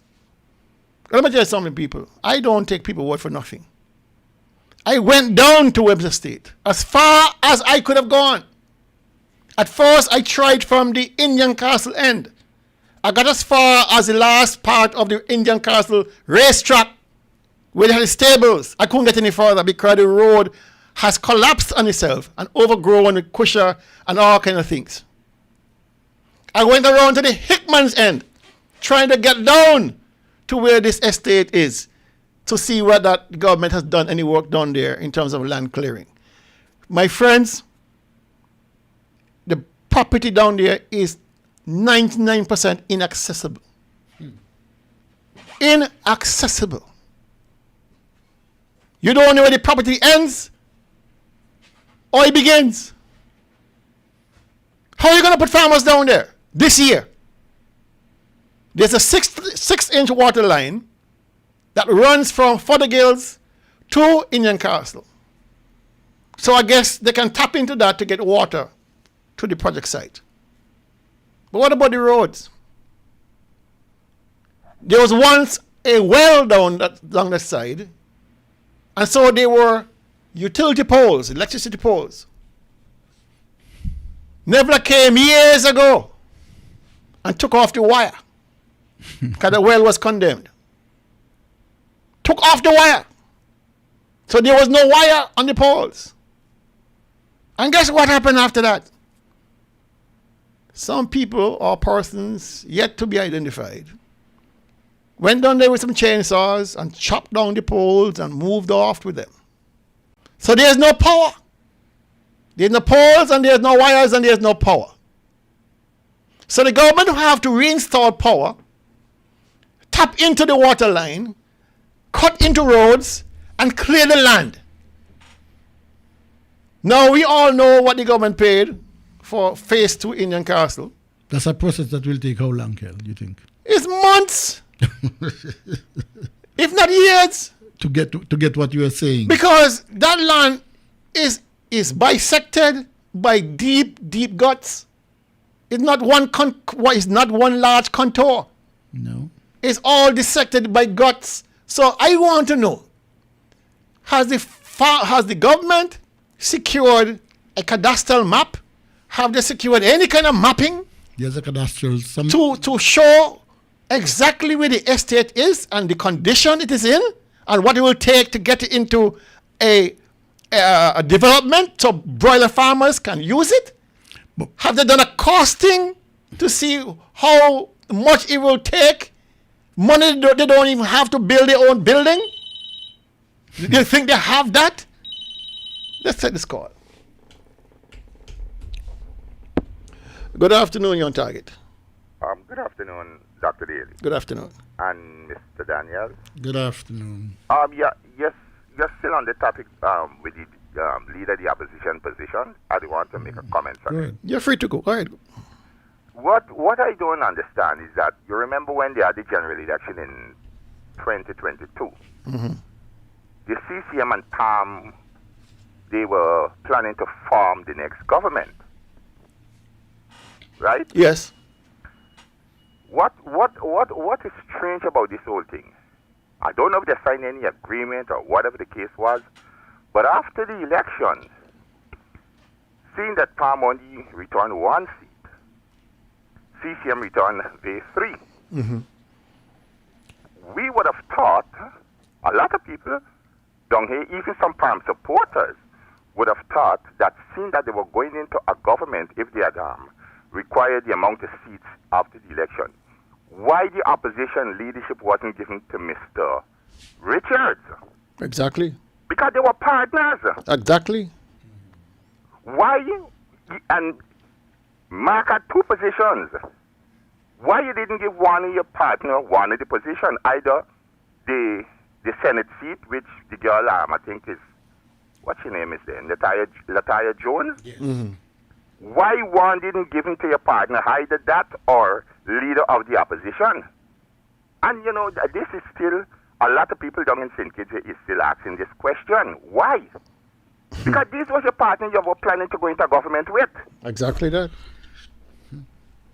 Because, you know, it is too conflicting, because you are meeting as leader of the opposition and as premier, something is definitely wrong. That's my contribution. Thank you very much for that. Thank you very much. Highlight what we're saying. Yeah, I mean, to go back to that point, we argued from this very platform that in the goodness of democracy, for the sake of democracy, you cannot have the leader of the opposition being the Premier of Nevis. It's too conflicting. You are begging on one hand as a Premier, and then you're criticizing the other one as a leader of the opposition. He has chosen to be the Premier and not the leader of the opposition in any debate in Parliament. Right. He never opposed anything in Drew's budget. He said to Andrew Hughes' question, I'm a new man now. I'm more of a negotiator. I'm more of a, how do you put it? A nicer, gentler person. Yeah. But that has nothing to do with governance. You can be vicious but fair. But when Dr. Douglas was Prime Minister, he went off. You don't have to go that far. Yeah. When Cleon Stapleton Simmons gave her first address in Parliament in the budget debate, he went after her, called her a pig with lipstick. Yeah, she forget. Right? Or the same old khaki. When Dr. Hodge went to Parliament for the first time, he went after her. Yeah. So you're not dealing with a softer, gentle, more mature person. He's picking a battle with our people in Nevis while allowing the real battle in St. Kitts as leader of the opposition to go unanswered. What you say he was he was outside in the yard? He was in the yard. But the point to the caller, we argued here and said Brantley must not name himself by virtue of the fact that he has majority seats in opposition to take the leader. Give it to somebody else, either Dr. Harris or Sean Richards. But he did not want to do that for the simple reason that he wanted the opportunity to name the senator. To name the senator, which he did. That's Latoya Bianca Jones. And she is now Deputy Speaker. He wanted that. What have they produced? What have Nevis gotten from this arrangement? What voice is there in opposition in St. Kitts? None. None. And so as leader of the opposition, he has vanquished his role to hold the government accountable. Anyway, thank you, the caller, for that thing. But we were talking about... underscores what we've said yes, before. Yes. We were talking about the poultry project. Let me tell you something. Sorry, Kel, you were saying to do the work where you're talking about clearing land and all of that and getting things ready based on using that land. You're talking a considerable amount of time and money. And money. And money. So he's arguing that the reason they can't start is because the contractor is ill. They want to find your contractor. But there's other work to be done. Plenty. A lot more work to be done. Plenty. Preparing the land. Mm-hmm. Because people who are asked now to come in and invest by buying building material and start building, start looking at equipment purchases and all the logistics, they want to see the land, the lay of the land. If you can't see the lay of the land, how are you going to decide which way you're going to orient your building? How are you going to decide if you should be, if the land is level to build or you need to dig down to make a foundation? How are you going to decide? And this is the problem I'm having. This program here needs a total rethink. A total rethink with people who know what the hell they're talking about. Well, Kel, hear this, Kel. If it is that the hospital extension is anyway is a gauge, it means therefore you have to pull everybody off of that project and assign it to people who know what they're doing. The other question, Kel, is this. I don't know if this must be raised. What about water supply? We're rationing water already. Isn't this a project which is well, he said that they're going to drill new wells this year. He said that he said they have put aside $5 million to drill 3 wells. And so we go see. How many have been drilled in 10 years? None. All right, so we're moving on from there. What else he had to say?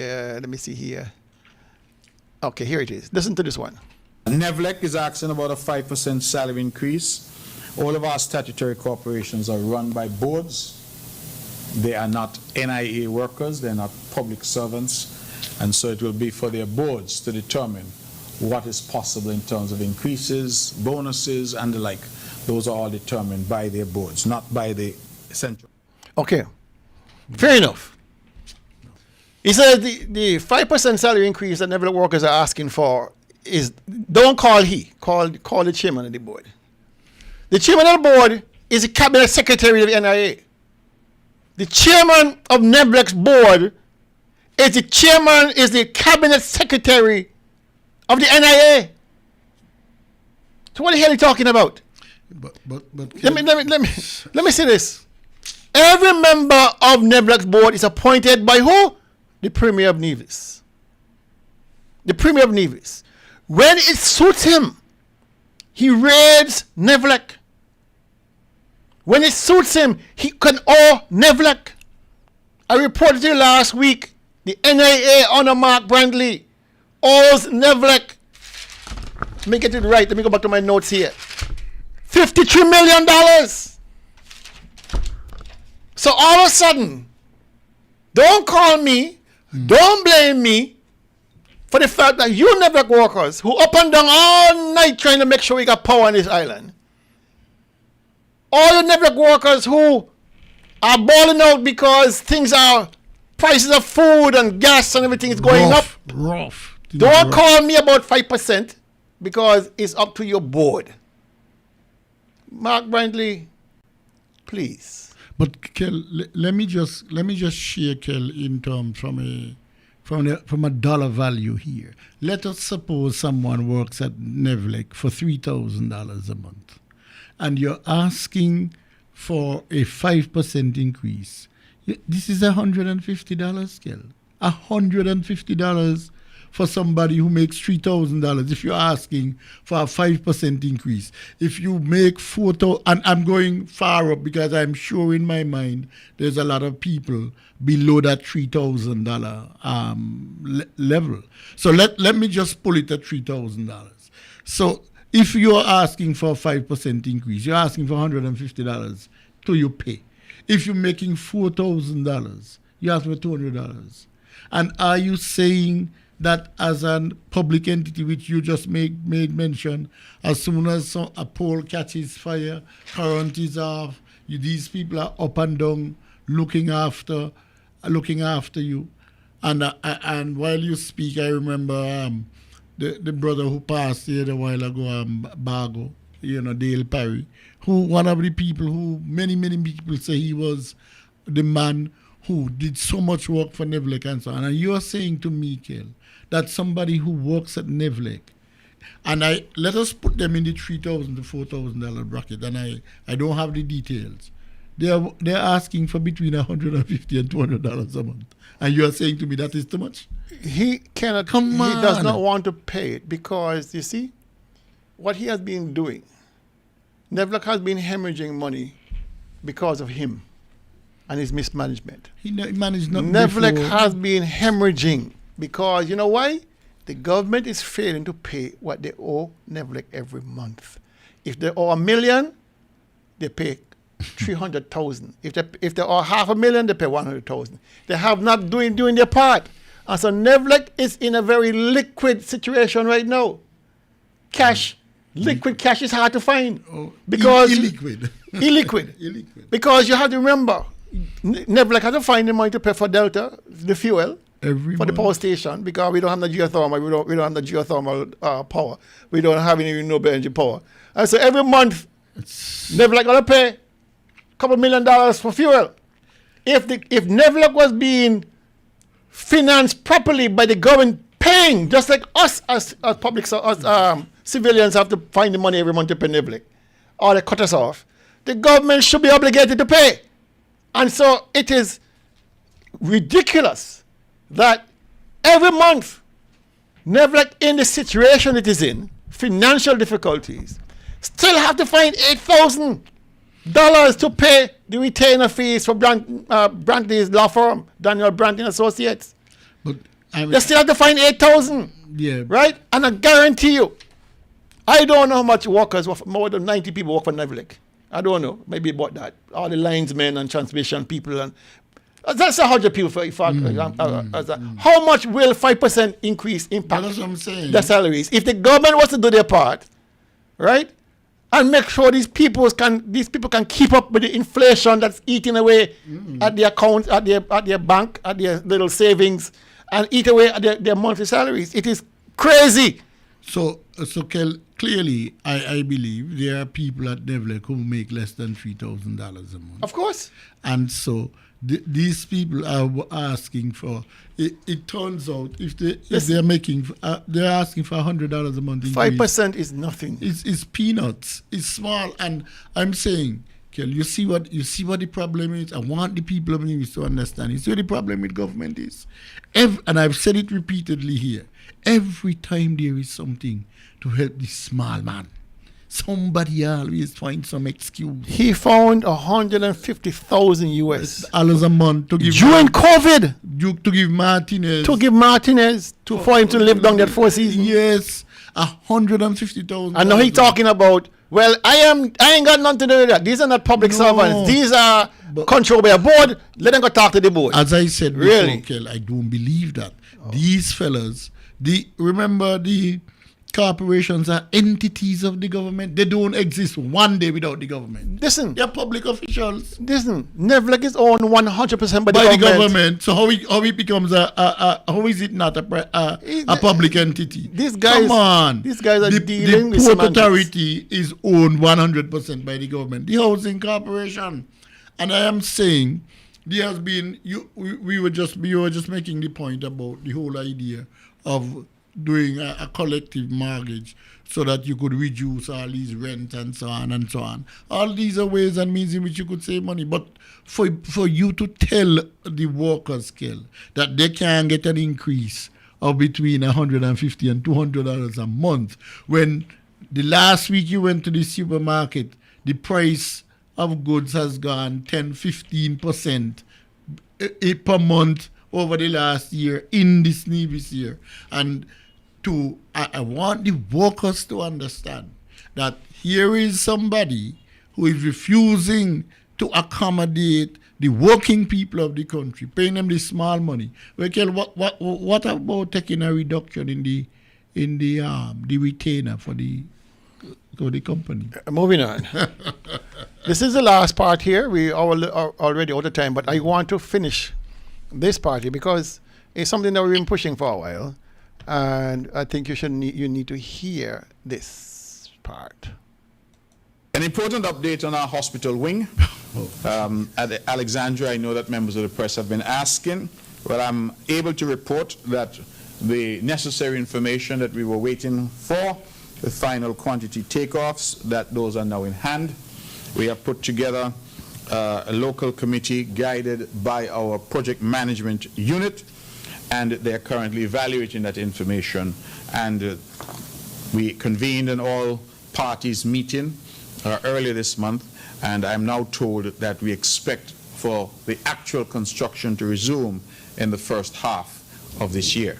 And so I'm happy that the impediment that we had has now been removed, and that we expect now to be able to move forward with this critical project and to move forward with the construction to get us to a point of completion. And so I thank you for your patience. I know members of the press have kept asking, and members of the public, naturally. It is an important project, and it has been delayed. It has been delayed, in my humble opinion, for far too long. But we are now getting it back on track, and we expect that we will have that project completed in short order. So I'm happy to... You know who the biggest impediment to the project is? He. Okay. No, he says, of course, we know. Impediment. We know that he would have gone to his press conference, and we laid out a series of questions that he should have come prepared to deliver without even being asked.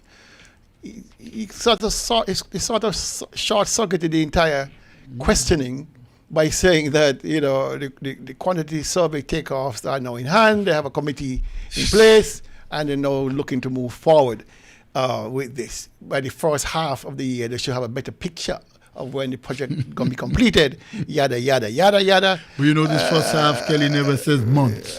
He never says to you, look, we are at the end of January, And as a result, the work will begin on the 1st of June. Can't say so. Or on the 1st of May.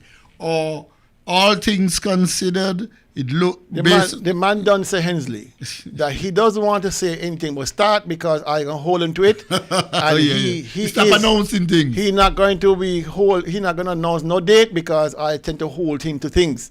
As if he's not the damn premier of this country. Who, if you are to be telling people about projects, we are going to hold it to a date. Of course. Why wouldn't we hold it to a date? So it's an open-ended, something run to infinity? Yeah. No, we are going to hold you. So I want to hear the last one here. On the issue of the completion date, I have not been given a date as yet, and I wouldn't want to say something in terms of a date only to be later told that I said this date and it wasn't done by that date. What I have been given is a date to say that work should recommence in the first half of next year. And we are aware that the external work on the hospital is done. It is now the internal work that was keeping us back. We're now ready to go. So I will be in a much better position to give an update as to possible completion once we restart that work. So that's the best I could give on that. I wanted to end the program on a note of comedy. And I think I succeeded in doing just that. Yes. Because this is comedy. This is Abbott and Costello. This is the Three Stooges. This is, But it's comedy about a tragedy. This is comedy. Because this guy keeps talking about this completion date and quantity survey and local committee, and he has no damn clue what he's talking about. How many times have you heard that, Ken? The same thing. It's a comedy show. I mean, anybody. He don't want to give no date, and next thing people start to say, well. But Ken, hear this, and this is what we shall do here. He says the work should begin in the next 6 months. In the first 6 months of the year. Yeah. So come June and no work happens. Here we go again. Listen, not that we believe anything will happen. Listen. Which one going to happen first, Kel? This or the Broiler Project?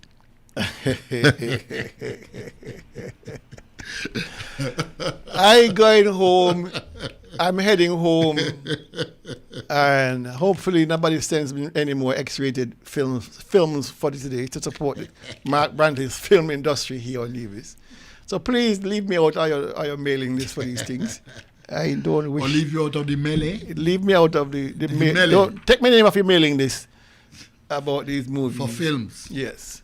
All right. So I do thank each and every one of you for your contribution today. Yes. I really enjoyed having you with us. The comments on the Facebook feed were quite erudite and to the point and very informative. You could see you were engaged in the conversation. I do thank you for all that. Because sometimes it's hard to be here and not getting responses. Right. And so when we get responses, we really appreciate it because it gives us the impression that we are in the right track, that you're understanding what is at stake with this government. And so the camaraderie, the classroom kind of work ethic is there with this group. And I do thank each and every one of you. I do hope that you join us again next week, Saturday, for another broadcast of On Target. Join us before that on Thursday for Tell Me with myself, Carlisle, and Tulu. I do again apologize for the absence of Tulu. He had some emergency he had to deal with. We have a funeral next week. And we have a funeral for Tulu's mother next week, Saturday at 10 o'clock, but we'll be here after the funeral to bring the information to you as we see it. So thank you all. See you next week. God bless. Have a safe and blessed weekend. I'm back too.